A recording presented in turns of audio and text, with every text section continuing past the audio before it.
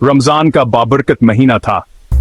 हर तरफ इबादत, रहमत और बरकतों की बहार थी। मगर एक घर ऐसा भी था जहां रहमत के महीने में जुल्म हो रहा था। इसी घर में 80 साला जुलेखा बीबी कमजोर और बीमार थी। वो अपने बेटे फहद के साथ रहती थी, जो अपनी बीवी सरिया के कहने पर चलता था।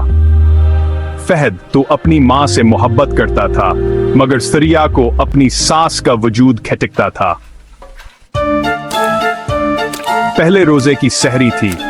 घर में तरह तरह के खाने बन रहे थे, लेकिन जुलेखा बीबी के हिस्से में सिर्फ एक खुश्क रोटी आई।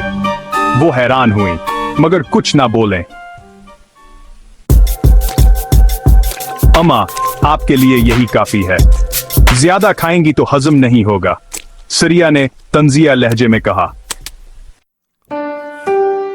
बूढ़ी मां ने चपचाप रोटी खा ली, मगर दिल में चुभन महसूस हुई।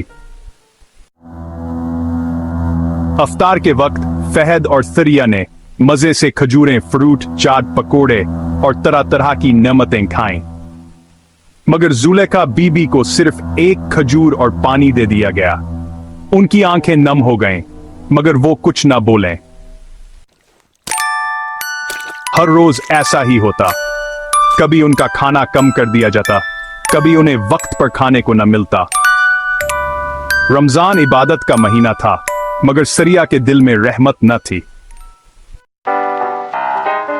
एक दिन फैद ने अपनी मां को चपके से रोते देखा। वो तड़प उठा। अम्मा, क्या हुआ? आप रो क्यों रही हैं? बूढ़ी मां ने भरी और कहा, जुलेखा बीबी, बेटा, रोजा तो अल्लाह के लिए होता है, मगर भूख का एहसास भी जरूरी है। मैं रोजे से नहीं हूं, फिर भी भूखी रहती हूं। बस दिल दुखता है कि इस महीने में भी मेरे अपने ही मुझे भूखा रख रहे हैं।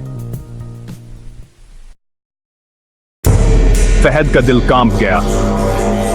इसने देखा कि इसकी मां वाकई बहुत कमजोर हो चुकी थी। अगले दिन जब फहद घर आया तो उसने देखा कि इसकी मां की हालत मजीद बिगड़ चुकी है। इसका सब्र जवाब दे गया। फहद, सरिया, तुमने रमजान के महीने में मेरी मां पर जुल्म क्यों किया? क्या तुम्हें अल्लाह का खौफ नहीं?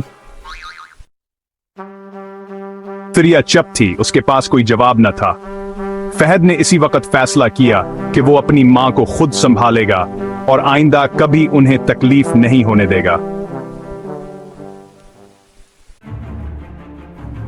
रमजान खत्म हुआ, ईद आई, मगर चंद दिन बाद ही सरिया सख्त बीमार पड़ गई। कोई दवा असर ना कर रही थी। डॉक्टर्स ने कहा कि ये कमजोरी और ग़िज़ाई कमी का शिकार हो चुकी है। अब वो खुद भूख और तकलीफ का सामना कर रही थी, जैसे कभी इसने अपनी सास के साथ किया था।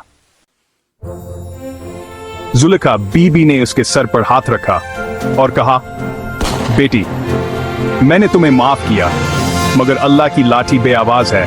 अल्लाह अपने बंदों पर जुल्म बर्दाश्त नहीं करता। इस दिन के बाद सरिया को अपनी गलती का एहसास हो गया और इसने हमेशा के लिए अपना रवैया बदल लिया।